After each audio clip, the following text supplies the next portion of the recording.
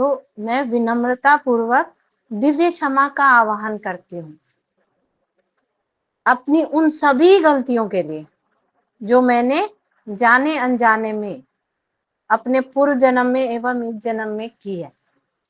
तो यहाँ पे हम क्या बोल रहे हैं कि मैंने जो भी गलतियां की हैं, कभी किसी और जन्म में भी, उन सभी गलतियों के लिए मैं अभी आज यहाँ पे सबको बुला के, सबको आवाहन करके उनसे क्षमा याचना कर रही हूँ कि मुझे क्षमा करिए, ताकि मैं अपने इस जीवन में वो काम कर सकूं जो मैं करना चाहती हूँ। जिस काम के लिए मैं इस धरती पर भेजी गई हूँ, मैं वो काम कर सकूं। तो जब तक मैं क्षमा नहीं करूंगी या क्षमा नहीं हूँ किसी भी उससे इंसान से अपना मतलब गलती करके वो करूं, तो मुझे क्षमा नहीं मिलेगी। मैं किसी का दिल अगर दुखा दूं तो वो दुखी हो जाएंगे। तो पहला मुझे उनको सामने से क्षमा मांगना है। अगर जैसे मुझे अभी दीप्ति मैम दिख रहे हैं, तो मैं अगर दीप्ति मैम को कुछ ऐसा बोलूं, उनके दिल को दुखा दूं, तो क्या होगा, उनके मन में ऐसा आएगा कि हाय, मैंने तो कुछ भी नहीं किया ये मैम को, तो मेरा नाम क्यों ले रहे हैं। उनके दिल में ऐसा भाव आ सकता है, आएगा, नेचुरल, क्योंकि हम इंसान हैं। तो जब वो आएगा और मैंने अगर उनको डांट दिया है कुछ किसी बात पे, ऐसे कैसे कर सकते हो आप, ऐसा नहीं बोल सकते, तो मैंने उनके दिल को कहीं ना कहीं चोट पहुंचाई है। उस चोट को मलहम लगाने का काम हमें ये क्षमा प्रार्थना से होता है। अगर मैं क्षमा मांग रही हूँ, मैंने बहुत ज्यादा दुख नहीं पहुंचा, तो वो उनके मन में भी कुछ भी ऐसा नहीं रहेगा, या उनकी आत्मा भी वो नहीं सोचेगी कि क्या हो रहा है। वो मुझे क्षमा कर देंगे कि हाँ ठीक है ना, मैम बोल रहे, हो सकता है कि उनको कुछ समझाना हो, इसके लिए मेरा नाम लिया। फिर अभी सबसे मैं क्षमा अपने इस जन्म के से लेके अगले पिछले किसी जन्म में मैंने कोई गलती की हो, उसके लिए मैं क्षमा मांगती हूँ। मेरे यहाँ तक कि मैं मेरे लिए ही नहीं, मेरे व मेरे परिवार के प्रति जिन्होंने भी गलतियां की है, उन सभी को मैं क्षमा करती हूँ।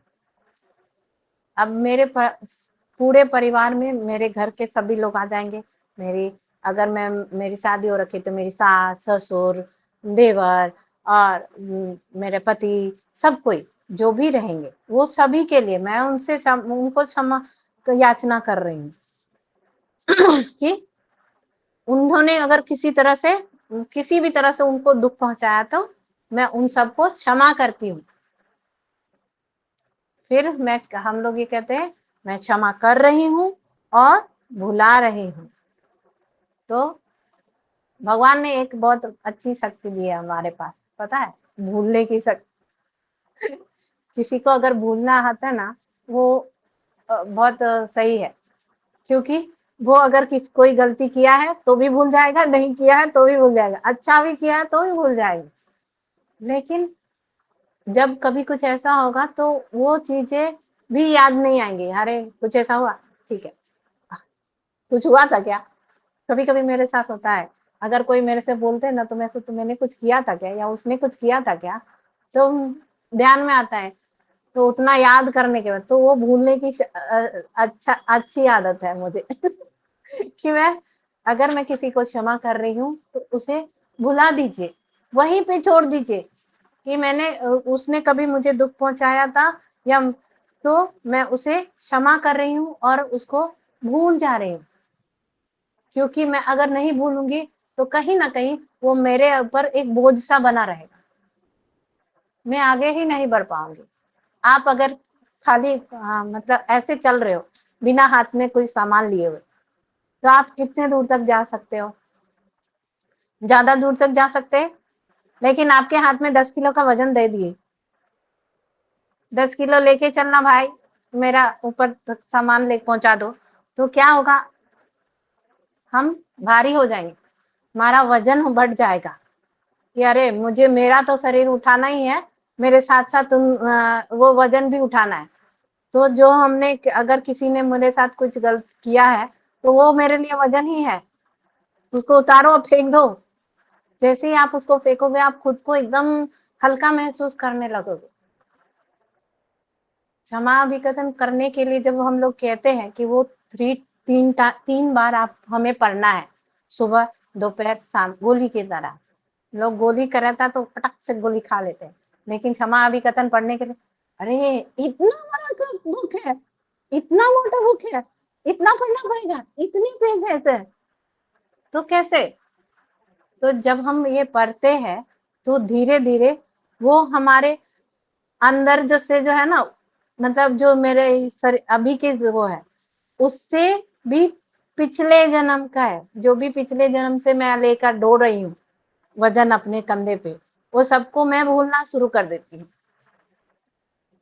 किसी को देख के कभी ऐसा होता है कि आपको गुस्सा आता है, जिसको नहीं मिले वो कभी, तो भी कभी कभी गुस्सा आता है, तो वो क्या है?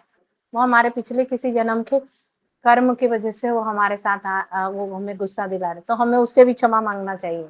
क्यों? क्योंकि हम उसकी वजह से हम खुद को भारी बना रहे। जब हमारा वजन बढ़ा रहेगा तो हम ऊपर नहीं उठ पाएंगे। तो खुद को एकदम हल्का रखने की कोशिश करिए। इसलिए क्षमा करिए और भूल जाइए। अगर आगे बढ़ना है तो भूलना ही पड़ेगा। तो ये 3 बार कहते तो हमारे अंदर अपने मन को भी ये करते हैं और अपनी आत्मा तक उस बात को पहुंचाते हैं कि मैं क्षमा कर रही हूँ और भुला रही हूँ, मैं क्षमा कर रही हूँ और भुला रही हूँ, मैं क्षमा कर रही हूँ और भुला रही हूँ। अब इतनी बार बोलने के बाद तो भाई भूल ही जाओ। फिर है, मैं पूर्ण चेतना के साथ ऊपर व्यक्त बातों को स्वीकार करती हूँ। मतलब जो भी मैंने ऊपर जो भी बात किया है, जो भी कहा है कि मैं क्षमा कर रही हूँ, भुला रही हूँ, उसको मैं स्वीकार भी करती हूँ कि भाई जब कभी ऐसा कुछ हो तो मैं उसको बात को याद नहीं करूंगी, मैं उसे क्षमा कर चुकी हूँ और उसको भूल चुकी हूँ। वो सामने आए तो भी अच्छा, नहीं आए तो भी अच्छा, कि वो आने के बाद अरे मैं क्षमा तो कर चुकी हूँ, फिर भी वो आने के बाद मुझे याद आ रही है कि मैं उसने ये गलती की है। तो वो चीजों को क्षमा और भुलाना करना है और मैं खुद को स्वीकार कर रही हूँ, क्योंकि जब मैं स्वीकार कर चुकी हूँ इस बात को तो वो धीरे धीरे खत्म हो जाएगी, न्यूट्रल हो जाएगी, वो आपके मन में आएगी भी नहीं वो बात। इसके लिए ये क्षमा प्रार्थना पढ़ना है। तो पहला है खुद के सेल्फ के लिए, हम खुद को माफ करते हैं, क्योंकि हम हमेशा खुद के लिए गलत ही सोचते हैं कि भगवान ने मुझे यहाँ जन्म दिया है, क्यों मुझे इतनी कष्ट दी है, क्यों मैं ही मिली थी, मुझे ही दुख देना था, मुझे ही ऐसे कष्ट देने थे, क्यों? क्योंकि हमें आगे बढ़ना है, हमें वो सिखाना है, हमें वो सीखना है कि मुझे हर वो चीज क्यों को छोड़ना है। मैं क्षमा कर रही हूँ और भूल रही हूँ, मैं स्वीकार कर रही हूँ इन चीजों को कि जो भी मैंने किया है वो सारी चीजें ठीक है, खुश रहना है मुझे, आगे बढ़ना है मुझे, तो मैं उन सब बातों को स्वीकार कर रही हूँ। तो ऊपर के सभी अभिकथन का पहला अभिकथन अभी हमारा खत्म हुआ। इसमें कुछ भी पूछना है या कुछ ऐसा जो मैं सही से नहीं समझा पाई हूँ, बता सकते हो, पूछ सकते हो आप। 1 मिनट, किसी को नहीं पूछना तो आगे के पेज पे जाएंगे।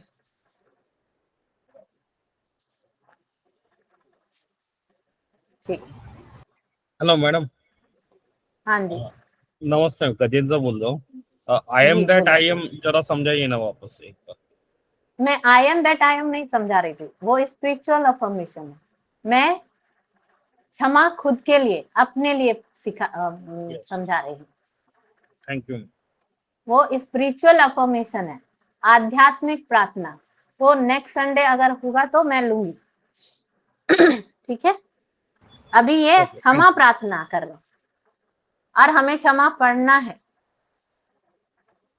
क्योंकि अगर हमें लगता है कि मैं तो बहुत दूध की धुली हूँ, तो नहीं होता है, क्योंकि हमने कभी ना कभी किसी ना किसी का तो दुख, किसी ना किसी को अनजाने में ही दुख पहुंचाया होता है, जिसे हमें पता ही नहीं होता। अभी जो मुझे सही लगता है वो आपको सही लगे जरूरी नहीं है, क्योंकि मेरा देखने का नजरिया अलग है और आपका देखने का नजरिया अलग है। अगर मैं कहूँ, वो जो कहते हैं ना 6 और 9, एक पिक्चर फोटो दिखाते हैं, मेरे पास वो मैं प्रेजेंटेशन नहीं बना पाती हूँ ज्यादा, इसके लिए सिर्फ 2 सर का ही वीडियो दिखाई थी। तो अगर मैं नीचे से देख रही हूँ तो वो मुझे 6 दिखेगा, लेकिन अगर कोई ऊपर से देख रहा है तो वो 9 दिखेगा। उसके देखने के तरीके में और मेरे देखने के तरीके में अंतर है। मुझे वो 6 दिखेगा तो मैं भी गलत नहीं हूँ, उसको वो 9 दिखेगा तो वो भी गलत नहीं है। तो अगर मैं उससे बहस कर रही हूँ कि नहीं ये तो 6 ही है, तो मुझे वो घूम के देखना पड़ेगा वहां जाके कि नहीं ये 6 नहीं 9 भी हो सकता है। तो हमें क्षमा प्रार्थना पढ़ने से ये जो कि मैं, हो सकता है मैंने उसको बोला हो, उसको वो चीजें सही नहीं लगी हो, उसके लिए हम क्षमा प्रार्थना करके खुद को न्यूट्रल कर सकते हैं। अभी क्षमा प्रार्थना पेज नंबर 2 पढ़ रहे हैं। पेज नंबर 2 में अपने परिवार के लिए, अपने माता पिता, अपने भाई बहन, उन सब के लिए पढ़ रहे हैं, उनके बच्चे। अभी सब कहते हैं ना मम्मी पापा से, मम्मी पापा तो मतलब उनको क्या, लेकिन हमने कभी ना कभी तो उनको दुख पहुंचाया ही होगा ना, हमें नहीं पता। हो सकता क्योंकि मैं तो 6 बोल रही हूँ, वो 9 बोल रहे हैं। नहीं नहीं, तुम्हारे सोचने और समझने में, मेरे सोचने समझने में अंतर है। तो कहीं ना कहीं उनको ये चीज फील होगा ना कि अरे मैं इसको समझा रही हूँ कि नहीं ये इस तरह से नहीं, इस तरह से है। तो मैं उनसे अगर किसी भी बात पे तो उनको दुख पहुंचाया, तो उनसे क्षमा प्रार्थना करनी है अपने माता पिता से। तो हमें क्षमा प्रार्थना जो माता पिता के लिए पढ़ना है, तो वो कैसे पढ़ना है? सारे लोग वहां पे भी कभी कभी मैंने देखा है बहुत लोगों को कि हे परब्रह्म, दिव्य पिता, दिव्य माता, मेरी उच्चतम आत्मा। अभी नाम की जगह पे मैं खुद का ही नाम ले लेती हूँ, आराधना सिंह की उच्चतम आत्मा। अरे मैं अभी मेरे माता पिता के लिए पढ़ रही हूँ, तो वहां पे मेरे पिता का नाम, मेरी माता का नाम, जैसे मेरी मम्मी का, माता का नाम, मेरी बहन, मेरे भाई, मेरे भाई के बच्चे, मेरी बहन के बच्चे, मेरी बहन के पति, वो सभी हमारे परिवार के उसमें आते हैं। तो वो उन सब की उच्चतम आत्मा, मेरी बहन के बच्चों की, मेरे बहन के, मेरे बहन के पति की, मेरे माँ की, मेरे पिता की, मेरे भाई की, मेरे भाई की बीवी की, उन सब की उच्चतम आत्मा। हम उसके बाद बोलेंगे हमारे समस्त आध्यात्मिक मार्गदर्शकों, सहायकों, गुरुजनों, समस्त उपचारक, देवदूतों, महान कर्म मंडल। हमने फिर से उन्हीं को याद किया जो हमने पहले पेज में याद किया, उनको बुलाया था, क्योंकि वो हमारे साक्षी होंगे कि मैं उन्हें क्षमा कर रही हूँ और उनसे क्षमा मांग रही हूँ। किसी को साक्षी बनाना पड़ेगा ना।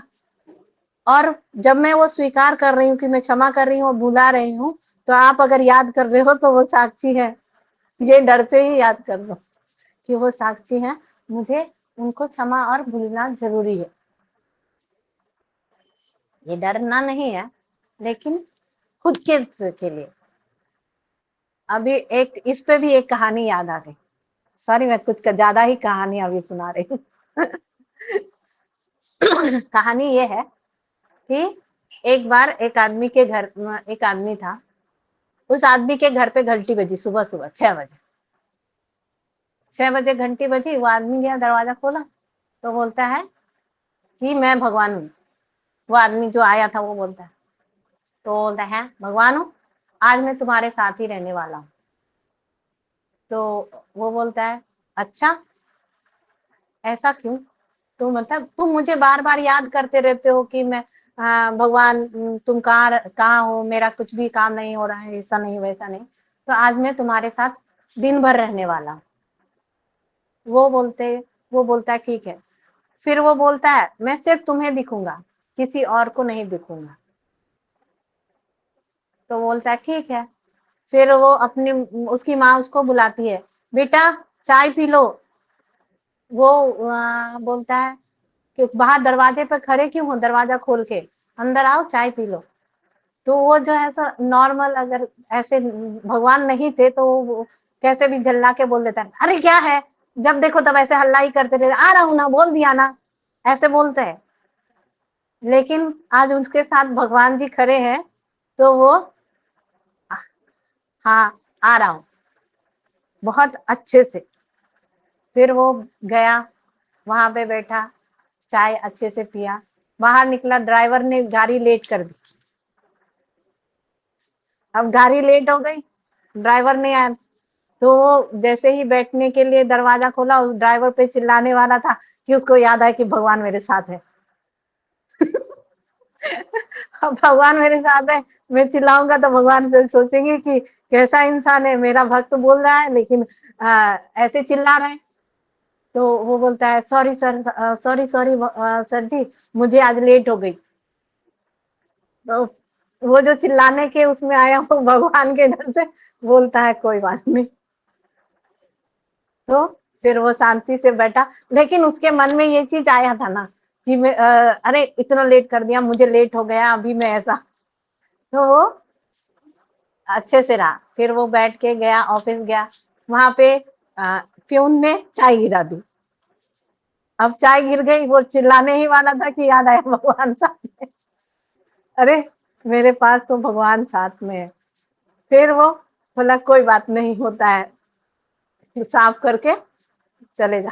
तो उसने वहां पे भी अच्छे से बिहेव किया।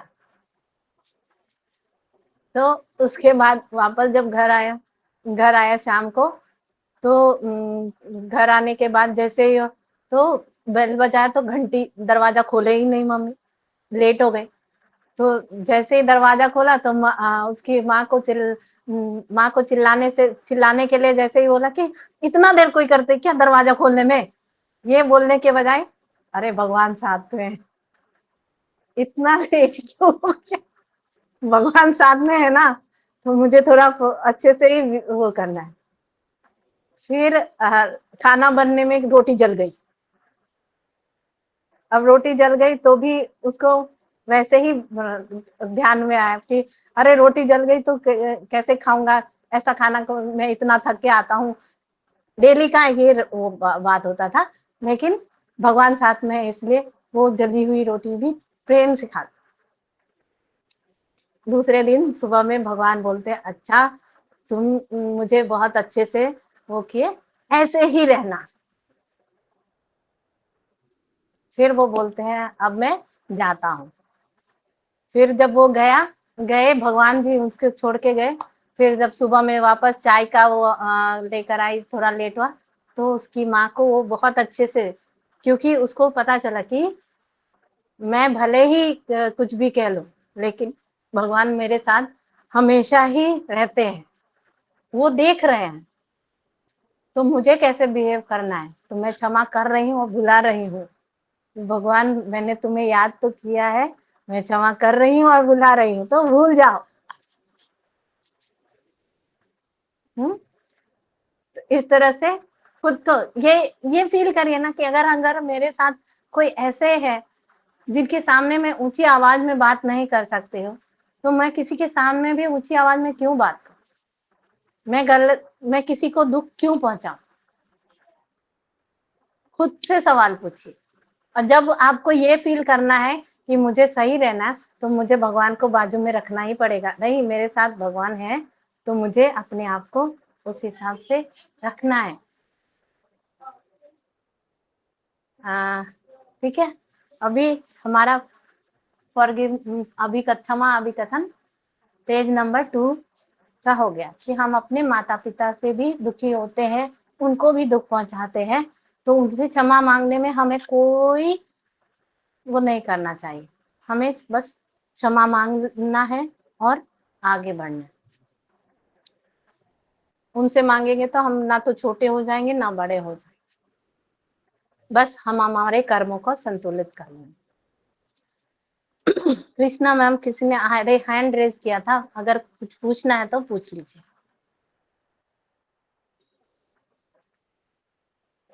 नहीं पूछना है तो हम आगे बढ़े। इट बहुत आ आगे रहे हैं, कैसे समझेंगे हम? क्या? बहुत जो आते हैं वो आ रहे हैं, वो कैसे समझेंगे? फैमिली मेंबर में से किसके तरफ से आ रहे? वो आपको सेंसिंग के क्लास में बीना मैम का क्लास आपने किया ही होगा ना। तो जब भी सेंसिंग सिखाते हैं बीना मैम, तो आप वो सेंसिंग करना सीखिए। आप खुद ही से सेंस करना शुरू करिए, क्या मुझे कॉर्ड्स आ रही है, तो वो आपको पता चलेगा। अगर वांड जा रहा है तो हाँ आ रही है, अगर वांड नहीं जा रहा है तो नहीं आ रही है। ये आपने ओके, सेंसिंग के क्लास में सीखा होगा। और अगर कॉर्ड्स आ रही है या नहीं आ रही है, इससे क्या ही फर्क पड़ेगा अगर हमने अफर्मेशन पढ़ लिया तो। अगर हमने अभी कथन किसी से भी किसी भी तरह से दुख पहुंचाया है और हमने क्षमा प्रार्थना पढ़ लिया तो क्या फर्क पड़ता है? क्या इससे ओके। हमारा हमारा टाइम नहीं वेस्ट होता है? कहीं ना कहीं हम अपने आप को ही ऊपर उठाते हैं, खुद के सोल जर्नी को ही आगे लेके जाते हैं। हमें आगे बढ़ना है। अगर हम रुके रहेंगे तो हम आगे नहीं बढ़ पाएंगे। तो रुकना नहीं है, आगे बढ़ना है। इसीलिए हमें क्षमा प्रार्थना करना है। अब उसके बाद है पेज नंबर 3 पे हमारे ससुराल वालों के। तो जिनकी शादी हो गई है वो लोग अपने पेज नंबर 3 पढ़ते हैं कि सास ससुर को हमेशा ही कोई ना कोई शिकायत रहती है। अब वो शिकायत लेके अगर मैं बहू हूँ, शिकायत लेके मैं बैठी रहूंगी तो मैं दुखी होंगी, वो दुखी होंगी। उन्हें भी माफ करो, खुद भी माफी ले लो और आगे बढ़ो। इसके लिए सास ससुर, मेरे ससुराल के सभी परिवार के सभी सदस्य, मेरे ससुराल वालों के परिवार के सभी सदस्य, उन सब की उच्चतम आत्मा, उनसे जब हम क्षमा याचना करते हैं तो हम ये लेवल पे नहीं मांगते। ये जो हमारा ये शरीर है, इस जगह पे मैं अगर अभी चंद्रा मैम को बोली, चंद्रा मैम मुझे माफ कर दीजिए, ये लेवल पे नहीं मांग रहे। मैंने पिछले किसी जन्म में भी अगर कुछ किया है ना उनके सोल के साथ, तो वो उस जन्म तक के कर्मों को संतुलित कर रहे हैं। मैंने कभी भी दुख पहुंचाया हो, कभी दुख पहुंचाया, तभी वो इस जन्म में मेरी सास बन के मेरे सर पे बैठ के तलवार लटका के। ऐसा हो सकता है सर, कुछ थोड़ा थोड़ा वो ऐसा वाला है। तो इस तरह से मतलब हमने जैसे हम किसी के साथ व्यवहार करते हैं वैसा ही हमारे साथ होता है। यही प्राकृतिक जो हम अपने धन का, समृद्धि का अभिकथन में जब पढ़ते तो जो हम देते हैं वही हमें मिलता है। तो हमें क्या देना है वो हमारे ऊपर है। मैं किसी को क्या दे सकती हूँ? भगवान को खड़ा करना जरूरी है या खुद करना है? क्योंकि अगर मुझे ये पता है कि मेरे साथ में भगवान, क्योंकि वो कर्म का जो लेखा जोखा जिसने रखा है वो तो ईश्वर ही है ना। तो हम अपने आप से एक बार झूठ बोल सकते हैं लेकिन ईश्वर से कभी नहीं। इसके लिए हमें क्षमा प्रार्थना तो क्षमा प्रार्थना को 3 बार करना है। तो अभी हो गया हम लोगों का ससुराल वालों के लिए क्षमा प्रार्थना। तो उसमें कैसे पढ़ना है हो गया कि मेरे ससुराल के सभी लोगों की उच्चतम आत्मा, मैं हमारे समस्त आध्यात्मिक मार्गदर्शकों, सहायकों, गुरुजनों, समस्त उपचारक देवदूतों। क्योंकि जब हम किसी को दुख पहुंचाते हैं तो हमें जो भी तकलीफ हो रही है, उससे भी हमें कोई पीड़ा हो रही है, तो उसके लिए उपचार करना जरूरी है। तो उन सभी को हम वापस से याद करते हैं, महान कर्म मंडल उन सबको बुलाते हैं। हे ईश्वर, आपका धन्यवाद कि आपने हम लोगों को मिलाया, क्योंकि हमारे कर्म को संतुलित करना था, इसलिए हमें इस जन्म में यहाँ पे मिल रहे हैं। मैं इस दिव्य निर्देशन व एवं योजना को स्वीकार करती हूँ। पहले उस चीजों को स्वीकार करिए क्यों वो आपके लिए, आपके जीवन में, आपके पास कोई भी इंसान आपके सामने आ रहा है, क्योंकि हमारे साथ कुछ अच्छा भी है, कुछ बुरा भी है, सब कुछ है। तो हमारे साथ जो भी आए हैं उन सबको स्वीकार करना सीखें। और फिर मैं उन सबको स्वीकार करती हूँ। मैं विनम्रता पूर्वक दिव्य क्षमा का आवाहन करती हूँ। मेरे ससुराल के सभी परिवार के सदस्य, सभी लोग कृपया मुझे क्षमा करें उन सभी गलतियों के लिए जो मैंने जाने अनजाने में, पूर्व जन्मों में, इस जन्म में आपके प्रति जिनसे की है, जिनसे आपको गहरा दुख व ठेस पहुंची है। क्योंकि अगर मैंने कभी किसी जन्म में, मैं अभी अच्छी हूँ, लेकिन किसी जन्म में कुछ तो ऐसा किया होगा जो वो मेरे साथ इस तरह से कर रहे हैं। जिस दिन हम ये स्वीकार करना सीख जाएंगे, जिस दिन हम उन सब चीजों को समझना सीख जाएंगे कि मैंने कभी, और अगर वो कभी नहीं किया है फिर भी हो रहा है, तो वो उसके कर्म बंध रहे हैं। क्योंकि अगर वो कभी मुझे दुख पहुंचा रहा है इस जन्म में, तो वो उसके कर्म है। मुझे इस जन्म में उससे या किसी जन्म में उससे कोई दुख का लेखा जोखा नहीं रखना है, तो मैं उसे अभी भी क्षमा कर रही हूँ कि इस जन्म में भी मेरे साथ कोई कर्म मत बांधो भाई। मुझे आगे अपनी सोल जर्नी में आगे बढ़ना है। वो कैसे बढ़ूंगी? मैं सामने वाले का किसी भी तरह का तकलीफ या किसी भी पीड़ा को दिए हुए उन सब बोझ को छोड़ते जाऊंगी। तब जिस दिन मैं उन सबको छोड़ दूंगी, वो मेरे पीछे आते हुए भी नहीं आएंगे, क्योंकि वो उन्हीं के पास रह जाएंगे। मैं अगर कुछ दे रही हूँ तो वो लेना या नहीं लेना वो हमारे हाथ में है। मैं अपना हाथ आगे ही नहीं बढ़ाऊंगी तो आप मुझे कभी दे नहीं पाओगे। वो या तो वहीं रह जाएगा या वो आपके साथ ही रह जाएगा। ठीक है ना? ये इस तरह से फिर बोलेंगे, मुझे व मेरे परिवार को आपने जो भी दुख व ठेस पहुंचाई है, क्योंकि हम अगर अपने ससुराल की बात करें तो हम कहीं ना कहीं उनकी अपने माता पिता के भी साथ हैं, तो उनको भी उनको दुख हो रहा है ना कि अरे मेरी बेटी का के साथ ये क्या हो रहा है, तो उनको भी दुख हो रहा है। तो उसके लिए भी हम क्षमा कर रहे हैं विनम्रता पूर्वक। दुख या ठेस पहुंचाए उसके लिए मैं विनम्रता पूर्वक क्षमा का आवाहन करती हूँ। आपके ईश्वर, आपके ऊपर ईश्वर का भरपूर प्रेम व आशीर्वाद सदैव बना रहे।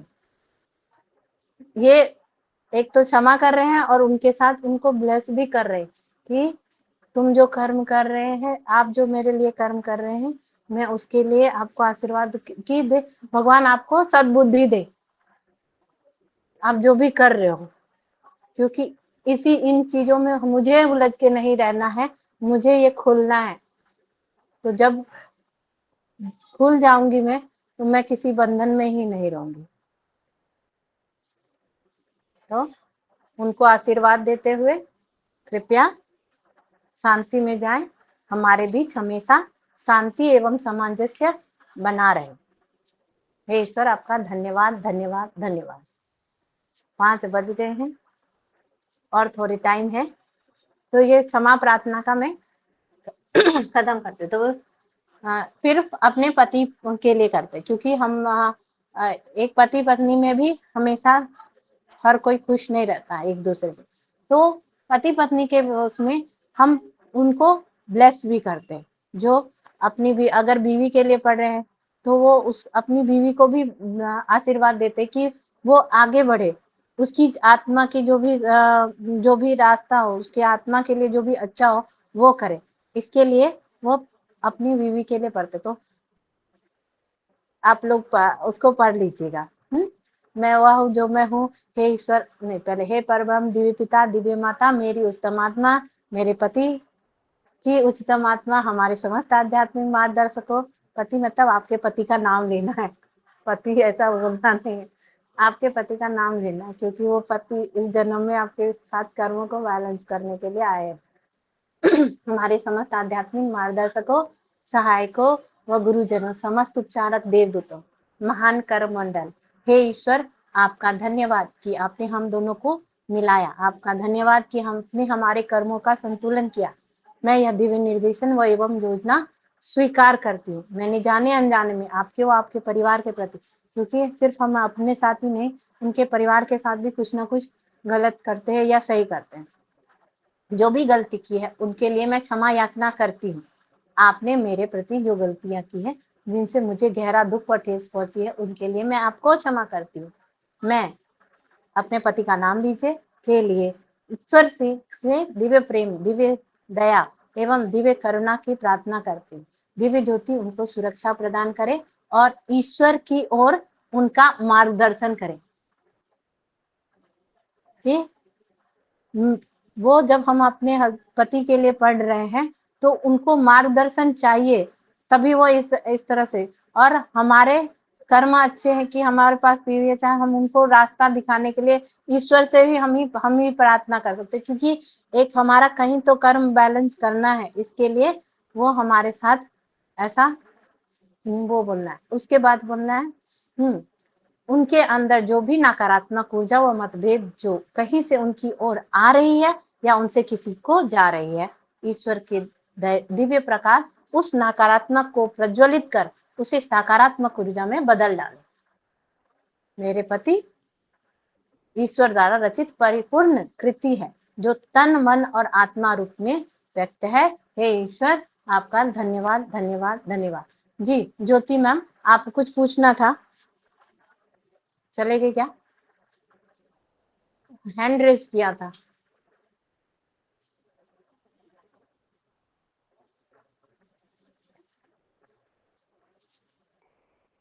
ऐसे ही अपने आगे उसके बाद पढ़ना है पेज नंबर 5, अपने पड़ोसियों के लिए कि उनकी ऊर्जा हमें इफेक्ट नहीं करे, उनके मन में उनका हमारे आसपास किसकी क्या ऊर्जा है हमें नहीं पता, उनके घर में उनको क्या दुख दे रहे, तो अगर हम किसी तरह के स्पंज जैसे हैं कि हमें किसी और के दुख से भी दुख होने लगता है, तो हमें उसके लिए भी क्षमा प्रार्थना करना चाहिए, ताकि हमारी ऊर्जा शरीर इतनी ताकतवर हो जो किसी भी तरह का उसको ऊर्जा को न्यूट्रलाइज कर दे या मुझसे दूर कर दे। मैं घर की सफाई हमेशा करते रहती हूँ, मेरी सब तो मेरे वैसे ही हम जब अफर में मतलब अभिकथन पढ़ते हैं तो वो हमारे आसपास की औरा को, हमारी औरा को पूरी तरह से सफाई करते हैं, डीप क्लीन। तो दिवाली की सफाई दिवाली पे नहीं, डेली कर रहे हैं, अपनी ऊर्जा की सफाई डेली करना है। जब हम अभिकथन करते हैं तो कहीं ना कहीं हम अपनी ऊर्जा को सही कर रहे होते हैं, न्यूट्रल कर रहे होते हैं। हमें दूसरों के साथ सही से रहने, जैसे भगवान साथ में है वो फीलिंग करके हम दूसरों के साथ व्यवहार करते हैं। अगर हमें गुस्सा आ रहा है तो आज अगर गुस्सा किए हैं तो अभिकथन पढ़ने के बाद आप दूसरे दिन ही उस इंसान को फील करोगे कि मैंने गलत किया था, या अच्छा ठीक है हो गया तो हो गया, कोई बात नहीं, ऐसा अपने आप ही होने लगता है अगर आप करते जाएंगे तो। अभी ये हो गया अपना पेज नंबर 5 सभी आस पड़ोस के लोगों के लिए। फिर हम मतलब नाम में वैसे ही बोलना है कि मेरे पड़ोसी, मेरे सहपाठी, मेरे ऑफिस के सभी लोग जो भी मेरे से खुश नहीं है, मेरे प्रतियोगी जो मेरे साथ कंपटीशन में है, क्या मैं आगे बढ़ रही हूँ तो मेरे पीछे कोई तो होगा तभी तो मैं आगे बढ़ रही हूँ ना, तो उन सब से भी क्षमा प्रार्थना करना है। ठीक है, अब उसके बाद है पूर्व स्त्री मित्र, पुरुष मित्र, पूर्व साथी, पूर्व पत्नी, पत्नी या पति, जो भी हमारे पूर्व पहले रह चुके हैं, वो हम अपने पास लाइफ के लिए भी कर सकते हैं और इस जन्म में किसी किसी का डाइवोर्स हो गया है तो वो तो पूर्व ही कहलाए, या कोई ऐसा आदमी जैसे कि ब्रेकअप हो गया, आजकल कुछ ज्यादा ब्रेकअप होते हैं, तो ब्रेकअप हो गया तो उसके लिए पढ़ना है इस तरह से। वो हम फिर अपने हिसाब से जिनको जो भी अफर्मेशन पढ़ना है वो ऐसे पढ़ते हैं ताकि हमारे मन में, हमारी आत्मा पे कोई बोझ ना रहे, हमारी आत्मा आजाद हो सके, वो अपने मार्ग पे आगे बढ़ सके। ऊपर की सीढ़ी को चढ़ना शुरू कर सके। तो इस तरह से हमें पेज नंबर 6 पढ़ना है। अपने पूर्व पति पत्नी, वो भी मुझे पूरा पढ़ने की जरूरत नहीं तो हमारा टाइम बहुत ज्यादा चला जाएगा। फिर लास्ट आते हैं हमारा पेज नंबर 7, जो सारी ऊर्जाओं को न्यूट्रल करने के लिए। अब उसमें है BM, WM, ब्लैक मैजिक मतलब डार्क एनर्जी, सफेद जादू, काला जादू, नकारात्मक ऊर्जा जो भी कहीं से भी आ रही है, उन सब के लिए वो पढ़ लेंगे। तो उस तरह से, हे परब्रह्म, दिव्य पिता, दिव्य माता, मेरी उच्चतम आत्मा, मेरे परिवार की तरफ से आ रहे किसी भी तरह के काला जादू, सफेद जादू, मेरे नहीं, सफेद जादू नहीं होगा, काला जादू, और क्या किसी तरह के नकारात्मक ऊर्जा। फिर मेरे ससुराल वालों की तरफ से किसी भी तरह से जो भी नकारात्मक ऊर्जा आ रही है या काला जादू आ रहा है वो। फिर मेरे दोस्त लोगों की तरफ से, मतलब पेज नंबर 5 में जो कि मेरे दोस्त, सहपाठी, प्रतिभागी, ये सभी के लिए उन सब की उच्चतम आत्मा, समस्त आध्यात्मिक मार्गदर्शकों, सहायकों एवं गुरुजनों, समस्त उपचारक देवदूतों, महान कर्म मंडल, हे ईश्वर, आपका धन्यवाद कि आपने हमें मिलाया। आपका धन्यवाद कि आपने हमारे कर्मों को संतुलन किया। मैं इस दिव्य निर्देशन एवं योजना को स्वीकार करती हूँ। फिर से वही नाम लेना है कि मेरे परिवार के किसी भी लोग, किसी से भी, मेरे परिवार वालों के, मेरे ससुराल वालों से, मेरे दोस्त, सहपाठी, सहयोगी, उनसे अगर नकारात्मक ऊर्जा आ रही है या मेरे तरफ से जा रही है, उन सब की उच्चतम आत्मा मैंने जाने अनजाने में अपने अनजाने पूर्व जन्म में या इस जन्म में आपके व आपके परिवार के प्रति जो भी गलतियां की है, जिनसे आपको गहरा दुख व ठेस पहुंचा है, उनके लिए मैं क्षमा याचना करती हूँ। मैं आपको उन सभी गलतियों के लिए क्षमा करती हूँ जो आपने मेरे व मेरे परिवार के प्रति की है। मैं क्षमा कर रहा हूँ और भुला रहा हूँ। हमारे बीच शांति एवं सामंजस्य बना रहे। ईश्वर का प्रकाश, प्रेम और आशीर्वाद हमेशा आपके साथ रहे। हम सिर्फ क्षमा ही नहीं कर रहे, उनको आशीर्वाद भी दे रहे ईश्वर की तरफ से कि हे ईश्वर, उनको सद्बुद्धि दो और हमारे बीच में वो शांति और सामंजस्य बना रहे, ऐसा कुछ रास्ता निकाल। तो अगर हम सिर्फ क्षमा करके भुला ही नहीं रहे, बल्कि उन्हें वो आशीर्वाद भी दे रहे हैं कि ईश्वर हम दोनों के उन कर्मों को संतुलित करके आगे बढ़ने में मेरी मदद करे। अगर मैं ऐसा कर रही हूँ तो मैं मेरे लिए कर रही हूँ, उनके लिए नहीं कर रही। उनको अपने कर्म खुद ही संतुलित करने। मैं अगर कहूँगी कि मेरी बेटी, मतलब मेरी बेटी की तरफ नहीं, मेरी बेटी को उसके खुद के लिए पढ़ना होगा।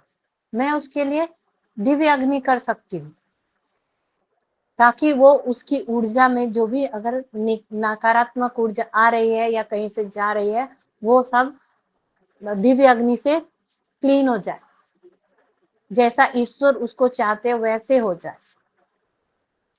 तब बस उतना ही हम कर सकते हैं।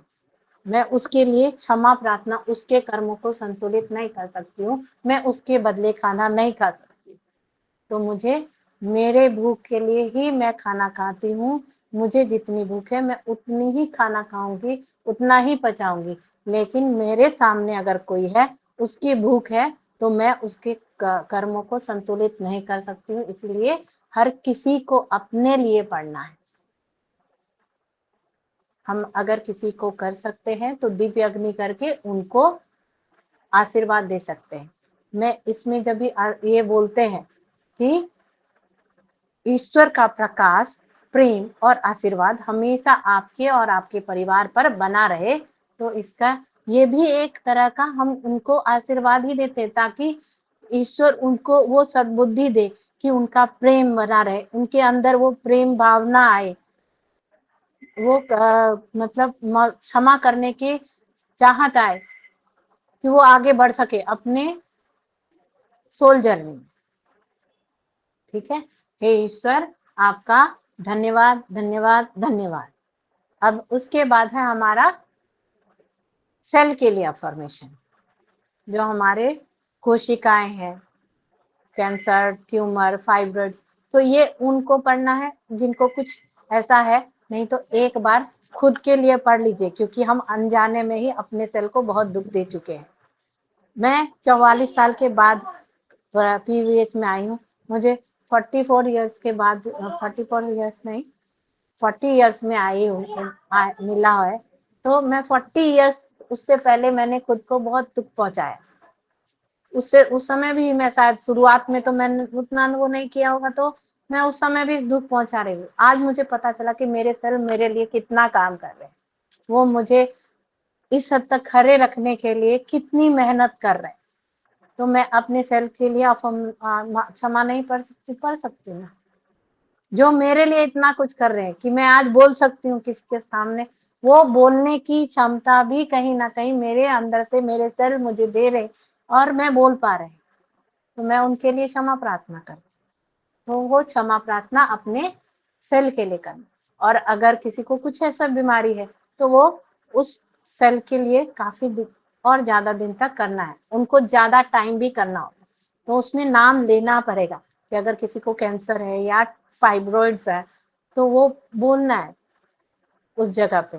नहीं तो हमें वो सभी हानिकारक कोशिकाएं जो मुझे हानि पहुंचा रही है, उनके लिए हम अब ये अभिकथन पढ़ सकते हैं कोशिकाओं का। फिर वायरस और बैक्टीरिया, हमारे आसपास के सारे जो भी आसपास रहते हैं, जितने आसपास में है, वो हम सांस ले रहे हैं तो कितने बैक्टीरिया वायरस हमारे अंदर जा रहे हैं, हमारा शरीर उसको मैनेज करे। तो हमें उसके लिए भी अफर्मेशन अपना पढ़ना है। अगर सर्दी खांसी हुआ तो एसेंस करके देखना है कि वायरस एक्टिव है या बैक्टीरिया एक्टिव है। और अगर नहीं पता है, अगर मैं सेंस नहीं कर सकती हूँ कि मुझे क्या क्या एक्टिव है, तो मैं उनके लिए पढ़ लूंगी ना। क्या क्या ही बिगड़ता है अगर मैंने वायरस और बैक्टीरिया, फंगस, खमीर के लिए क्षमा प्रार्थना पढ़ लिया? कुछ नहीं। मैं सबके लिए क्षमा प्रार्थनी हूँ, क्योंकि मुझे नहीं पता है लेकिन मेरी आत्मा को पता है। तो वो अपने आप ही उस जगह पे वो पहुंच जाएगा, वो संदेश है कि मेरे वायरस एक्टिव है, कृपया मुझे क्षमा करें, मेरे सेल को क्षमा करें, क्योंकि मेरी कोई गलती होगी। मैंने धुएं में सांस लिया तो उसमें बैक्टीरिया आ गए। कौन सा बैक्टीरिया? अभी कोविड वायरस, वो सब कहाँ से? तो वो सब बाहर हवा से आ रहे, तो उसके लिए हम क्षमा मांगते हैं। जब हम उनसे क्षमा मांगते हैं तो हमारा बॉडी उसके लिए भी तैयार हो जाता है कि हाँ, मेरे पास जो भी आएगा मैं उसको न्यूट्रल करके धरती माँ हमें संभालने के लिए है और मैं आगे बढ़ सकती हूँ। फिर है अपना अंग के लिए क्षमा प्रार्थना। हमारा क्षमा प्रार्थना का आखिरी पल, तो हमारे अंग, हमारा दिल धक धक धक धक, पेट में से ही हमारा दिल की धड़कनें शुरू हो गई। बेचारे कितने दिन से काम कर, जब से हमने माँ के गर्भ में, मतलब एक क्या बोलते हैं उसको, माँ के गर्भ में जैसे ही पहुंचे, तब से हमारा दिल धड़कना शुरू हो गया। वो सेल, वुमन का एग और स्पर्म जैसे ही मिला, उसमें जान आए, वो एक ऊर्जा बन गई, वो वहां से सेल डेवलप होना शुरू हुआ ना।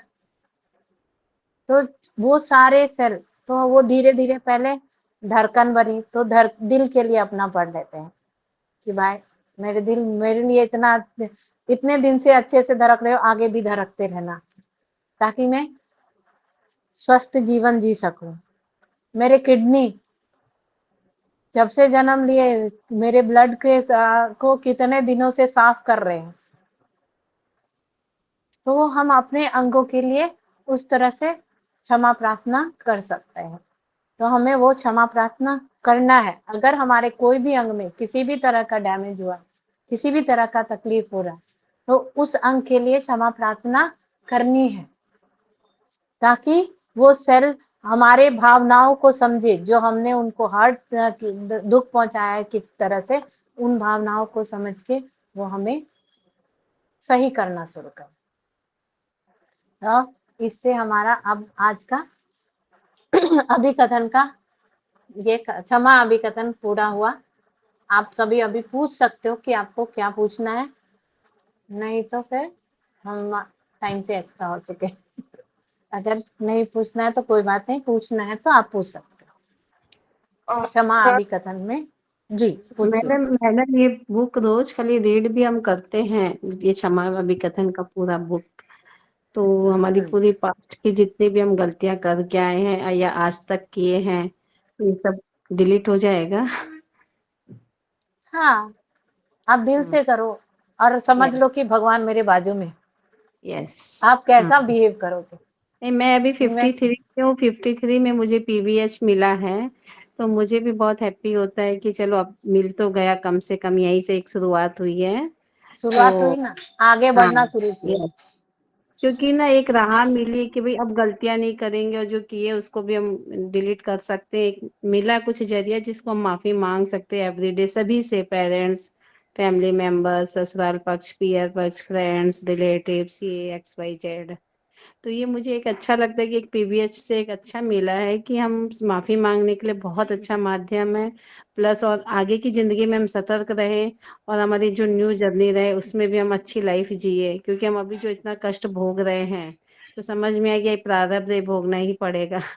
बट ये यदि हम रोज ऐसे इसको पढ़ते हैं तो ये हमारे जो कष्ट है वो खत्म होते हैं क्या, ये पूछना था बस। दिल से पढ़िए, अपने नहीं, वो आप तो खत्म पढ़ रही, खुद ही फील याद होगा। मैंने याद क्षमा किया है, प्रार्थना का बहुत yes। सारा ऐसा देखा है।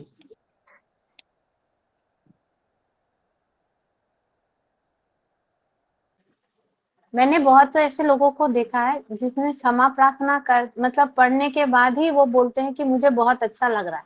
मतलब कि ये आपके सोल जर्नी को अपने आप ही धीरे धीरे सारे कर्म को न्यूट्रल करता जा रहा है। मेरे पास ना मैडम वो 500 वाला कैलेंडर नहीं है, मुझे वो मंगाना, क्योंकि ना मेरा बेटा है अभी 28 साल का, वो ना हाँ। पिछला हिसाब किताब ही होगा नो डाउट। तो उसको लेके थोड़ा सा घर में सब डिस्टर्ब है, वो कुछ काम नहीं कर रहा या बातें नहीं सुन रहा है या जो भी होगा, रिलेट आपसी संबंध भी अच्छे नहीं है। तो फिर राजेश्वरी मैडम बोली कि बुकलेट मंगाओ 500 वाला जो कैलेंडर आता है, उसमें से बहुत अच्छे ब्लैक कॉर्ड्स वगैरह सब निकलते हैं। तो जैसे कैलेंडर तो मस्ट है मैडम।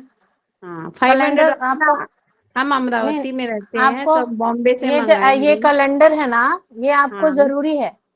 मेरे पास सिंगल वाला है खाली, कोई बात एक नहीं, 50 आप हर संडे को रुपीज। ब्लेसिंग पे जरूर बैठिए। हाँ, कितने बजे वाला? 7 बजे ना? 7:30 बजे जो करना है। यस। का लिंक आता है शाम को। लिंक नहीं, आए चाहे साढ़े नहीं आए, आपको ब्लेसिंग करना है। लिंक उसमें मैं अगर सर क्या, को टाइम वो नहीं मिला। कैलेंडर पास हाँ में रख कर करना है क्या? हाँ, कैलेंडर पास में रखना है अभी और जैसे आपको सितंबर का चल रहा है, अभी इस तरह से, सितंबर वाला हाँ रखना है। इस हाँ, तरह से अभी अगर सिंगल पेज है तो वो तो सारे एक साथ ही आएंगे ना। ये यस, वाला हाँ जो हाँ। आपके पेज